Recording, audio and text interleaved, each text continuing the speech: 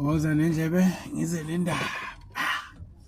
Allegedly, while you are busy with the busy of fraud Shibambu, there is a lot that is happening in that fake GNU of Ubaba Wenkomo and Ugodzilla.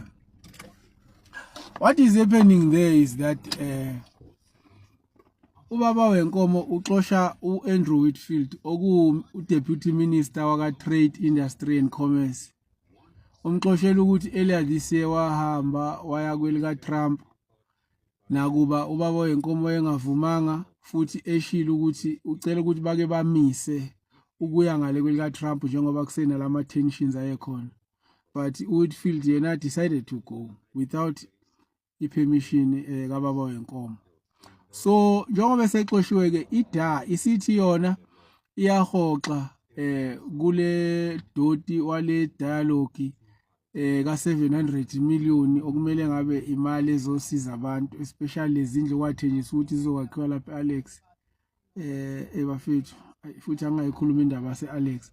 So bona bafuna ukwenza le dialogue ke ida yona yathi ayicha iyahoxa. Manje ba busy bapresela ukuthi Ubaba Wenkomo mayekwazi ukuxosha uWhitfield kodwa kade sonke lesikhathi bemcindezela ukuthi akaxoshwe uNobuhle Nkabane akamxoshi ku Minister waka Higher Education akamxoshi. Shuthi Ubaba Wenkomo wenzani ubias uchemile neqembu lakhe. Niyakhumbula yini ugogo lo uGodzilla ngonyaka odlule ethi ANC uma engasebenza neMK izwe kuyobe selise injeni. Hayi angihleki inkosi yami ngipholisa ingovo. Hey yabona bafethu ipower nokuba desperate for ipower akukho mnandi because right now ida ihleli laphayana while they are not happy, but because they want power, they want blue lights, they want all these niceties that are there. Bahleli. And thina sazi ukuthi da ibiphikisana ne ANC in many things. And you can't be in government and also again go against ama initiatives kahulumeni.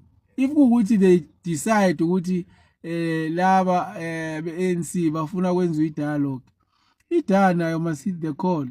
So indaba ukuthi bona bazos isolate ngoba nakho Ubaba Wenkomo wenza lokho akakwenzi lokho ene into engiyithanda ukuthi kwathiwa if ukuthi iANC isebenza neMK then izwe kuzobe selise injeni. And we see that right now and usakusho namanje uGodzilla ukuthi economy bizo crasha bengeke ikhule, but mina from where I'm sitting angiboni economy ekhulayo and angiwabona amathuba emisebenzi after so long sine GNU. So uyabona ipolitiki wafethu ipolitiki hayi ipolitiki idinga lento le and you must be objective. Ungavumi nje yonke into eshuwa uyithathe njengoba ishiwo. Because right now, that fake GNU is not creating any employment. None whatsoever. Akuna msebenzi okhandwa iGNU bafethu. Akuna economy ekhulayo.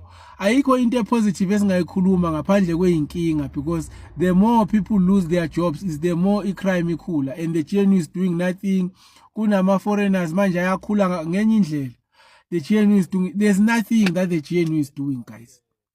And kwathiwa ukuhlangana kwethu neANC kuzokwenza ukuthi lelizwe libe injini njengoba njengamanje liseinjini lelizwe njengamanje.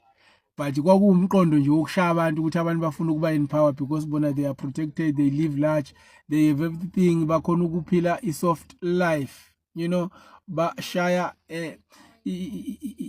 coke ngemforoko, you know. So nina enthanda iANC enthanda ida akobe niyabona ukuthi hayi this one is not for you and lezi into abanithembise zona nothing will come until 5 years, and you will vote again banishaya ngenye indlela again and again and again. Ayikho into enhle ezokibuye lapha iqhamuke lapha kwa-GNU. Thina sakhetha kahle, thina sakhetha ukuba on the right side of history with the MK party of Jacob Zuma.